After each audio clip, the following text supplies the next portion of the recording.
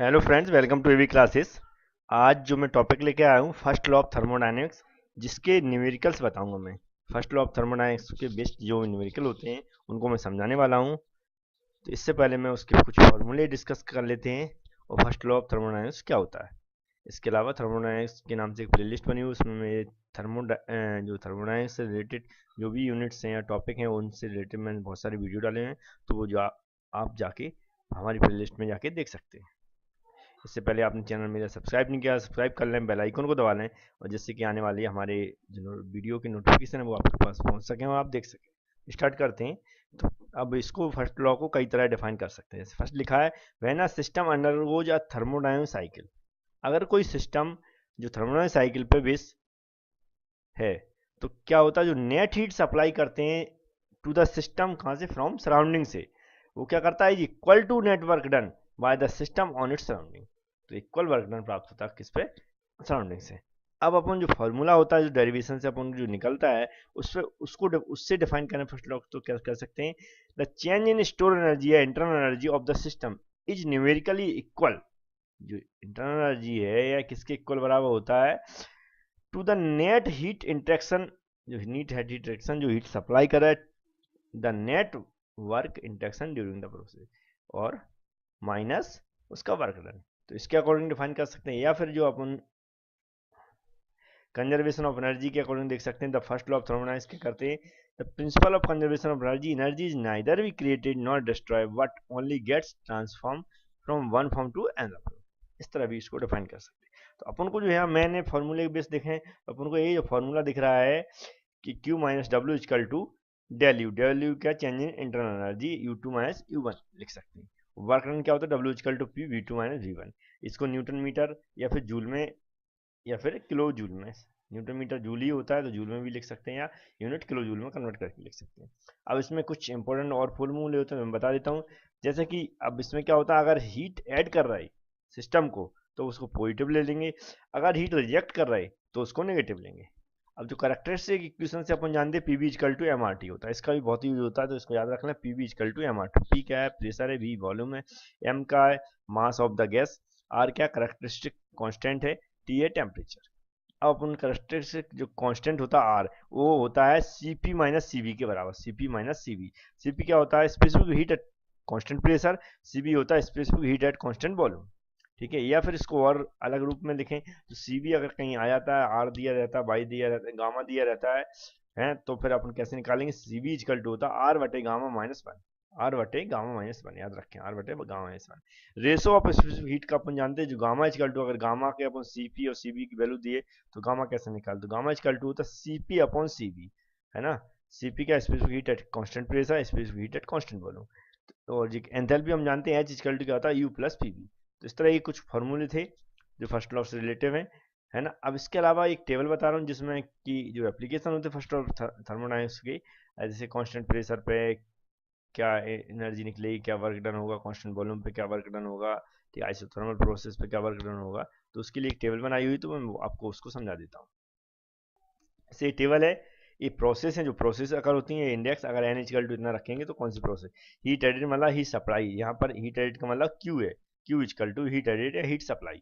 One से two PDV क्या होता है, work done. W is equal to होता है रूट के अंदर वन से टू पीडीवी, ये निकलता है हमारी कॉसिस्टेटिक प्रोसेस से। डब्ल्यू इजकल टू यहाँ होता है वन से टू इंटीग्रेशन पीडीवी।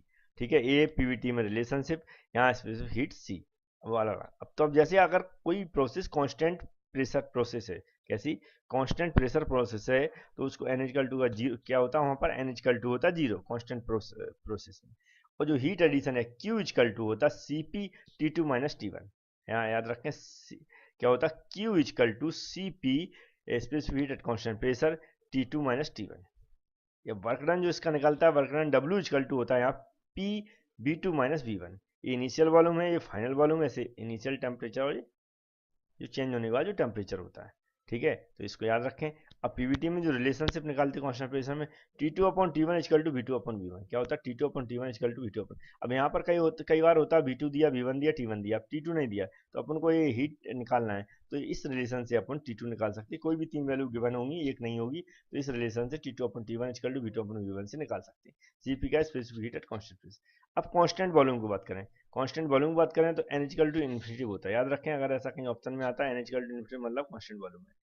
ठीक है, हीट एडिशन होता है CV T2 माइनस T1, क्या होता है CV Q equal to CV T2 minus T1। Work done क्योंकि कांस्टेंट वॉल्यूम में जो हमारा पिस्टन मूव नहीं करता है, फिक्स रहता है, तो इसलिए क्या होगा वर्क डन क्या होता है इसमें जीरो होता है। जो पीवीटी रिलेशनशिप होता है T1 upon T2 equal to P1 upon P2, क्या होता है T1 upon T2 equal to P1 upon P2। और इसमें भी जब ऐसा रिलेशन जब यूज होता है जब कोई तीन वैल्यू दी हो एक नहीं दी हो तो अपन इसके थ्रू निकाल सकते हैं। ठीक है, और CV क्या है स्पेसिफिक कांस्टेंट। अब कांस्टेंट टेम्परेचर या इसको आइसोथर्मल प्रोसेस भी बोलते हैं, क्या होता है कांस्टेंट टेम्परेचर या आइसोथर्मल प्रोसेस, यह होता है n इक्वल टू 1 होता है, तो P1 V1 log E V2 अपन V1 ये निकलता है हीट। Q इक्वल टू क्या हो जाएगा P1 V1 log E V2 अपन V1, initial volume V1 final volume V2, और P1 V1 इनिशियल प्रेशर होता है किसी गैस का, और जी क्या V1 इनिशियल वॉल्यूम। तो यहाँ Q इक्वल टू और सेम वर्क डन भी उसका फॉर्मूला सेम होता है, वर्क डन यहाँ W इक्वल टू हो जाएगा P1 V1 log E V2 अपन V1 है ना। पीवीटी रिलेशन से क्या होता है P1 V1 equal to P2 V2, क्या होता है P1 V1 equal to P2 V2। इसमें भी जो भी कोई तीन वैल्यू दे देंगे एक नहीं दी रहेगी उससे अपन निकाल सकते हैं। स्पेसिफिक हीट जो क्या आता है इन्फिनिटी। अब रिवर्सिबल एडियाबेटिक प्रोसेस की बात करें, क्या होता है रिवर्सिबल एडियाबेटिक प्रोसेस, इसमें क्या होता है n इक्वल टू 1 PV की power gamma equal to C, क्या होता है रिलेशनशिप PV की power gamma equal to C मतलब n इक्वल टू होता है गामा। इसमें जो हीट एडिशन क्या होगा जीरो होता है, क्योंकि इसमें हीट सप्लाई नहीं हो रही, ओनली मास सप्लाई होता है। एडियाबेटिक प्रोसेस में हीट सप्लाई नहीं होती, ओनली मास सप्लाई होता है, इसलिए हीट क्या हो जाएगी जीरो। और जो रिलेशन वर्क डन निकलता है इसका P1 V1 minus P2 V2 अपन गामा माइनस 1। ये सारे फॉर्मूले आप नोट कर लें, प्रोसेस लिख के, और वन बाय वन फॉर्मूला क्यों ये हीट का फॉर्मूला होता है वर्क डन का, ये Q इक्वल टू होता है W इक्वल टू, तो W इक्वल टू होता है एडियाबेटिक प्रोसेस के लिए P1 V1 minus P2 V2 अपन गामा माइनस 1। ठीक है, अब जो पीवीटी रिलेशनशिप क्या होता है T2 upon T1 equal to V1 upon V2 की पावर गामा माइनस 1 है ना, या फिर V1 अपन V2 की जगह P2 अपन P1 लिख सकते हैं गामा माइनस 1 अपन गामा। ठीक है, ये जो पूरा दिख रहा है T2 अपन T1 अपनी जगह रहेगा, अगर V के फॉर्म में दिया तो V1 अपन V2 गामा माइनस 1 लिख सकते हैं, अगर P के फॉर्म में दिया तो P2 अपन P1 गामा माइनस 1 अपन गामा लिख सकते हैं। ये होता है पीवीटी रिलेशनशिप। इसमें क्या होता है कोई भी वैल्यू नहीं दी रहती कभी, तो इस रिलेशनशिप से अपन निकाल सकते हैं। ये होता है स्पेसिफिक जीरो। अब पॉलीट्रॉपिक प्रोसेस में n इक्वल टू n होता है, ये क्या होता है PV power n equal to C। अब ये जो उसका हीट एडिशन होता है Cn equal to T2 minus T1, Cn T2 minus T1, CV gamma minus n 1 minus n, क्या होता है गामा माइनस n बटे 1 minus n into T2 minus T1। तो ये फॉर्मूला नोट कर लें पॉलीट्रॉपिक के लिए। ठीक है, या इसको एक फॉर्मूला लिख सकते हैं gamma minus n upon gamma minus 1, gamma minus n upon gamma minus 1 into work done non flow process के लिए। अब इसका जो वर्क डन क्या होगा, ये तो होगा heat supply Q equal to work done W equal to का P1 V1 minus P2 V2 अपन n माइनस 1, क्या P1 V1 minus P2 V2 upon n।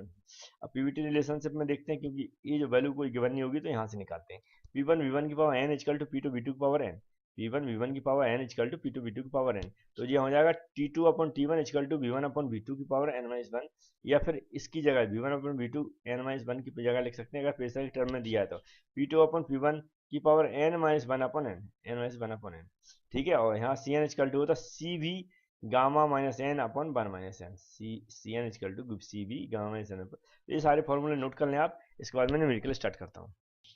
First numerical in an internal combustion, एक internal combustion engine है during the compression stroke, जो compression stroke के दौरान the heat rejected to the cooling tower, उसके दौरान क्या क्या किया जा रहा है हीट रिजेक्ट की जा रही टू द कूलिंग टावर को, कितनी 50 किलो जूल पर किलोग्राम। ठीक है, हीट रिजेक्ट जहां लिखा है वहां समझ लेना, उसको माइनस लेना, तो Q इक्वल टू हो गया यहाँ 50 kilo joule, and the work input is 100 kilo joule पर केजी। ये वर्क इनपुट या सप्लाई है तो हमेशा वर्क डन होता है जो क्या होता है माइनस में लेते हो, इनपुट या सप्लाई वर्क डन की बात करें तो हमेशा माइनस में लेंगे।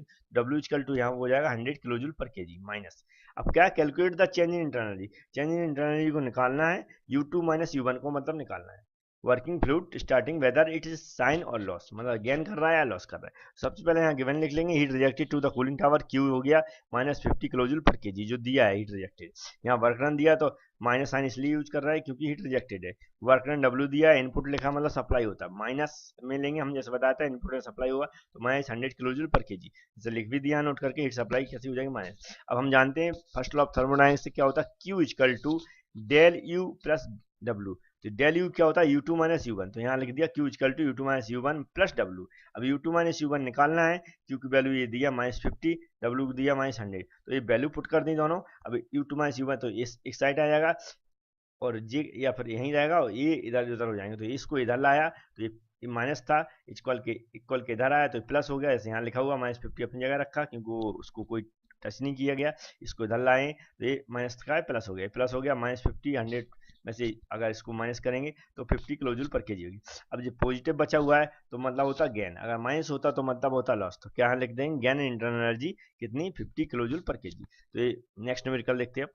सेकेंड न्यूमेरिकल है, लिखा in an air motor cylinder the compressed, एक एयर मोटर उसमें के सिलेंडर से एयर कंप्रेस किया है जा इंटरनल एनर्जी कितनी है 450 किलो जूल पर केजी एट द बिगनिंग में मतलब U1 हुआ ओनली, है ना, बिगनिंग मतलब होता है U1 of the expansion and expansion उसको क्या किया है एक्सपेंड किया है, एंड इंटरनल एनर्जी क्या हो जाए 220 किलो जूल पर केजी आफ्टर एक्सपेंशन के बाद जो इंटरनल एनर्जी कितनी हो जाती 220, मतलब ये हो गया U2।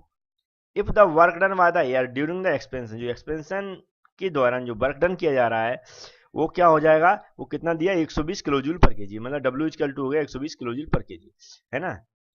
ये एयर के द्वारा किया जा रहा है मतलब पॉजिटिव लेंगे, है ना, क्योंकि इनपुट सप्लाई इसमें नहीं ऐसा कुछ लिखा है। Calculate the heat flow to from the cylinder, heat flow मतलब क्यू निकालना है, हीट मतलब होता है क्यू, तो क्यू निकालना है। सबसे पहले इंटरनल एनर्जी बिगनिंग एक्सपेंशन में दी है, जो अपन ने यहाँ पर बिगनिंग में दी वो U1 लिख लिया, और आफ्टर एक्सपेंशन दी है ये वाला तो वो उसको U2 लिख लिया, और वर्क डन दिया ये यहाँ पर ये वर्क डन दिया उसको वर्क डन लिख लिया। अब हीट फ्लो क्यू इसको निकालना है अपन। अब फर्स्ट लॉ के अकॉर्डिंग अपन जानते हैं Q equal to U two minus U one plus W होता है, तो इसमें क्या वैल्यू रखना किसकी U two minus U one की रखना, डब्ल्यू रखना, यू टू ये दिया हुआ है U1 ये दिया है, यहाँ दोनों वैल्यू पर कर दी, डब्ल्यू की वैल्यू ये दी है ये रख दी। इसको कैलकुलेट करना है, जब इसको पूरे कैलकुलेट कर रहे हैं तो -110 किलो जूल पर केजी आ रहा है, तो अपन ये माइनस आता मतलब होता है हीट रिजेक्टेड, तो यहाँ लिख देंगे हीट रिजेक्टेड बाय एयर इतनी 110 किलो जूल पर केजी, यहाँ रिजेक्ट लिख दिया इसलिए माइनस नहीं लिखा, ठीक है। अब यहाँ पर माइनस है इसलिए रिजेक्ट लिखा, प्लस होता तो गेन लिखते, इसलिए माइनस है तो लिख दें आप हीट रिजेक्टेड बाय एयर इतनी। नेक्स्ट न्यूमेरिकल लिखते हैं आप। नेक्स्ट न्यूमेरिकल है 0.3 किलोग्राम ऑफ नाइट्रोजन गैस, एक नाइट्रोजन गैस है जिसकी क्वांटिटी दी है मतलब मास दिया है 0.3 kg at 100 kilo pascal at and 40 degrees container cylinder, मतलब प्रेशर दिया है कितना 100 किलो पास्कल एंड टेम्परेचर दिया है 40 डिग्री सेल्सियस, मतलब T1 दिया है container cylinder. The piston is moved, piston move हो रही, compress nitrogen until the pressure becomes, उसको कंप्रेस कर रहा है जब तक कि प्रेशर कितना नहीं हो जाता 1 mega pascal, and temperature becomes कितना हो जाता है उस टाइम टेम्परेचर होता है 140 डिग्री सेल्सियस, मतलब T2 दिया 160 degree Celsius. The work done during the process, work done इस दौरान जो कंप्रेस कर रहा है उस गैस को उसके दौरान कितना होता है 30 किलो जूल, तो कितना जो W इक्वल टू 30 किलो क्या होता है work done during the process, ठीक है, ड्यूरिंग द प्रोसेस मतलब हीट सप्लाई हो रही है उसके दौरान या जो प्रोसेस कर रहा है, तो क्या हो जाएगा माइनस, क्योंकि वर्क डन किया जा रहा है मतलब हमारी लॉसेस हो रही है एनर्जी, तो क्या हो गया यहाँ पर जो वर्क डन क्या होगा माइनस में हो जाएगा 30 kg। Calculate the heat transfer from the nitrogen to the surrounding, जो हीट ट्रांसफर कर रहा है मतलब क्यू निकालना है, ठीक है। सीवी ऑफ नाइट्रोजन 0.75, सीवी दी है 0.75 किलो जूल पर केजी केल्विन, ठीक है। सबसे पहले मतलब टेम्परेचर बिफोर हमने जैसे बताया था जब भी टेम्परेचर आए इंटरनल एनर्जी तो उसको आप केल्विन में चेंज करेंगे, केल्विन चेंज करने के लिए जो डिग्री सेल्सियस में दिया रहता है उसमें 273 का प्लस करके उसको केल्विन में चेंज करते, तो यहाँ 40 डिग्री सेल्सियस T1 दिया है तो उसको 273 प्लस करके केल्विन में चेंज कर लिया। इस तरह यहाँ पर जो T2 दिया है डिग्री सेल्सियस में तो उसमें भी 273 का प्लस करके 273 का प्लस करके केल्विन में चेंज कर लिया। अब वर्क डन ड्यूरिंग कंप्रेशन हमेशा क्योंकि माइनस लेते हैं ना, तो कहीं ना कहीं ऐसा कुछ पॉइंट रहता है इससे अपन साइन क्लियर कर लेते हैं, कंप्रेशन हो गया इसलिए माइनस ले लिया, क्या हो गया 30 किलो जूल। अब क्या होता ये W निकला, अब क्या अकॉर्डिंग टू फर्स्ट लॉ अपन जानते हैं W क्यू इक्वल टू होता U2 minus U1 plus W, ऐसे लिखा है U2 minus U1 plus W, ठीक है। अब हम जानते हैं अब क्योंकि टेम्परेचर दिया है टेम्परेचर फॉर्म में अगर लिखना है इंटरनल एनर्जी को तो अपन U2 minus U1 equal to जानते हैं mCV T2 माइनस T1, ठीक है। याद रहा क्या होता है U2 minus U1 equal to होता है इंटरनल एनर्जी जो मैंने ऊपर बता चुका हूँ already mCV T2 minus T1, तो U2 माइनस U1 की जगह क्या लिख सकते हैं mCV T2 माइनस T1, क्योंकि m की वैल्यू CB की दी है T2 की भी दी है T1 की दी है प्लस W। अब m की जो वैल्यू दी है ऊपर मास A उसकी जगह रख दिया इंटू CV की दी है ऊपर जो हमने क्वेश्चन ये वाली दी है CV की दिखा देता हूँ मैं, ये CV की दी है तो वो भी रख दी। अब T2 अपन ने ये निकाला हुआ, T1 ये निकाला हुआ, T2 T1 की वैल्यू रख दी, माइनस W की वैल्यू ये वर्क डन दिया।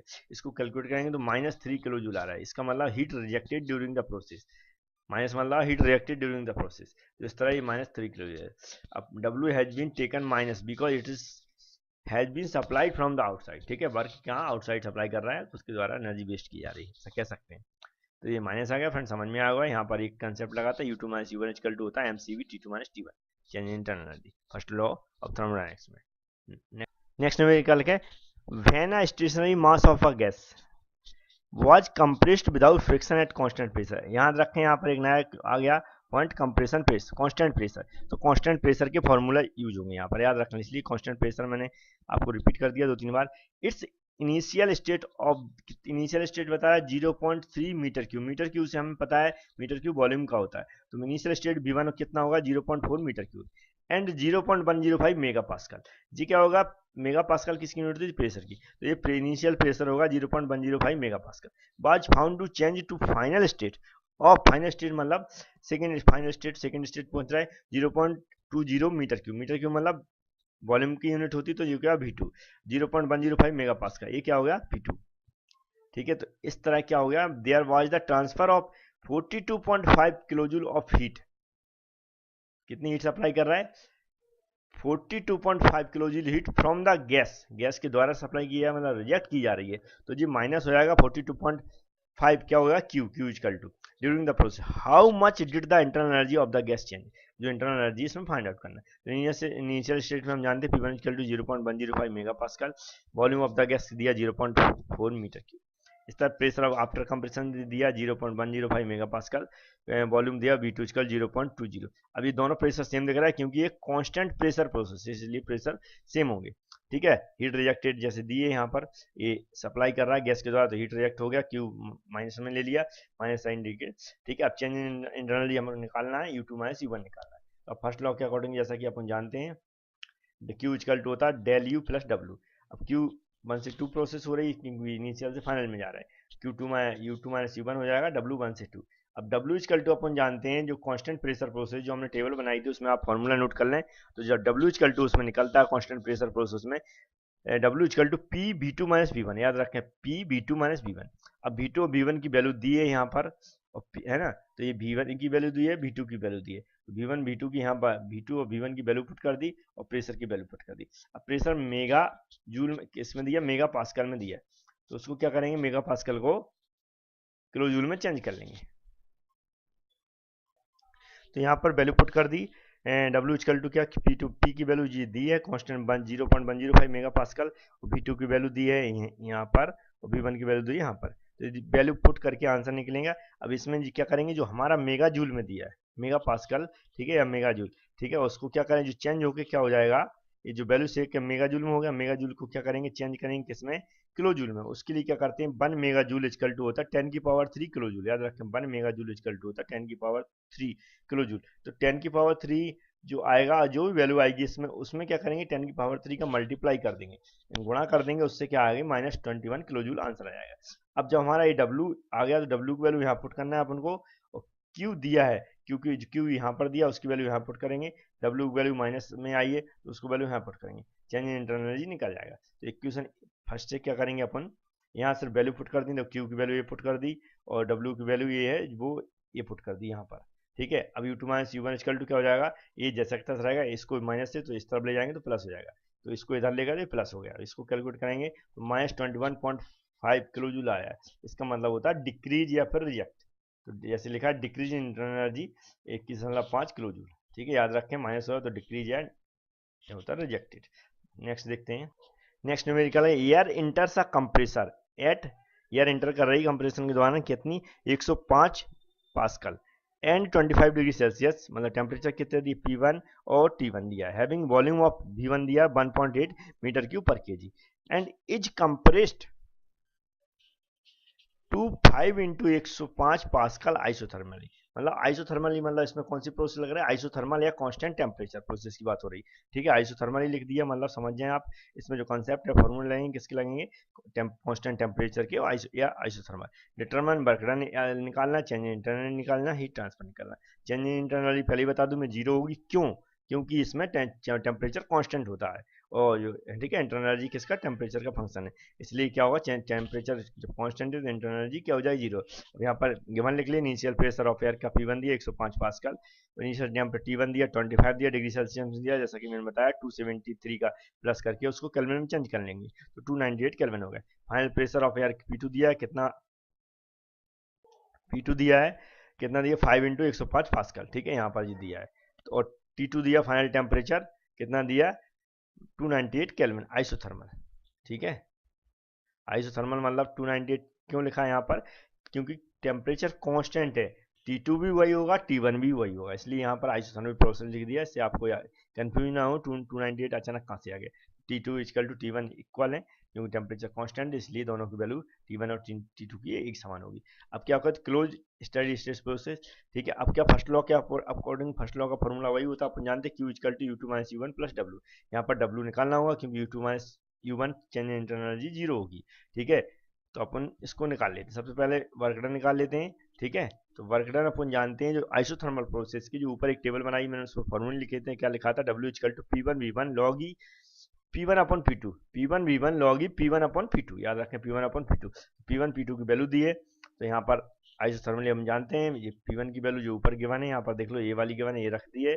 ठीक है, इनटू जो हमारे क्या है, V1 की वैल्यू ऊपर दी है, देखो ये यहाँ पर दी 1.8, तो वो उसको रख दिया है। ठीक है, लॉग ये यहाँ पर, और जी P1 की वैल्यू जो ऊपर दी है, P1 कहाँ पर दी, यहाँ पर दिया है, ये रख दिया, P2 की वैल्यू ये दिया है, ये रख दिया। इसको कैलकुलेट जब करेंगे, कैलकुलेट करके माइनस 289.7 किलो जूल पर केजी आ जाएगा। तो ये वर्क डन जब निकाल चुके, तो इस वर्क डन की वैल्यू कहाँ, W की जगह रख देंगे। अब यहाँ पर जैसा अब माइनस में आया, माइनस क्या कर रहा है, किसी सप्लाई की जा रही है, को क्या वर्क डन, ठीक है, सप्लाई या इनपुट वर्क डन होता तो क्या माइनस लेते, तो इसको माइनस हो गया, यहाँ पर उसके डिस्क्रिप्शन लिख दिया, work done on the air. ठीक है, एयर के ऊपर वर्क किया जा रहा है। अब क्या होता है, अब टेम्परेचर कांस्टेंट, तो यहाँ पर एक एक्सप्लेनेशन के रूप में लिख लिया, एक्सप्लेन कर दिया, U2 minus U1 equal to zero होता है। अब change in internal energy zero हो गई है, तो हम जो फॉर्मूला हम जानते हैं, Q1 से 2 process U2 minus U1 plus W, ये जीरो रख दिया तो इसकी जगह, और Q है, Q निकालना है, W इक्वल टू जो अपन यहाँ पर निकाल चुके, उसकी माइनस वैल्यू आई हुई थी, ये माइनस में रख दिया। इसको कैलकुलेट करेंगे तो माइनस 289 की जीरो में से इसको घटाएंगे तो सेम वैल्यू बचेगी, 289.7 किलो जूल हो गया। जी क्या कर रहा है, माइनस जो करता है, हीट रिजेक्टेड। ठीक है, तो ये कंप्रेशन प्रोसेस, हीट रिजेक्टेड हो गया, हीट रिजेक्टेड हो गया। ठीक है, तो हीट रिजेक्टेड लिख देंगे direct, minus sign indicate the loss, या फिर heat rejected to the surrounding. ठीक है, तो इस तरह इसका आंसर आ जाएगा। नेक्स्ट है, a cylinder containing the air compresses the system. ठीक है, क्या cycle is complete as follow, क्या होता है, 82,000 न्यूटन मीटर को जूल भी बोलते हैं, of work is done by the piston on the air during compression stroke, and 45 kilo joule of heat are rejected. ठीक है, मतलब वर्क डन कैसा होगा, माइनस होगा, क्योंकि is done by the piston on during the compression stroke. ठीक है, इसलिए क्या होगा, ये माइनस हो गया। अब क्या है, ये हीट रिजेक्ट की जा रही है, इसलिए ये भी क्या हो जाएगी, माइनस। ठीक है, अब क्या है, सेकंड स्टेप में क्या कह रहा है, ड्यूरिंग द एक्सपेंशन, ये कंप्रेशन स्ट्रोक के दौरान, इसको एक्सपेंशन स्ट्रोक के दौरान, एक्सपेंशन स्ट्रोक के दौरान क्या वर्क डन है, वो क्या हो जाएगा, पॉजिटिव। ठीक है, तो क्या हो जाएगा, जो दिया है ये क्या जूल है, इसको किलो जूल में बता, न्यूटन मीटर होता है इक्वल टू जूल। ठीक है, तो कितना दिया, 10 की पावर 6 बोल सकते हैं, या फिर 1 लाख।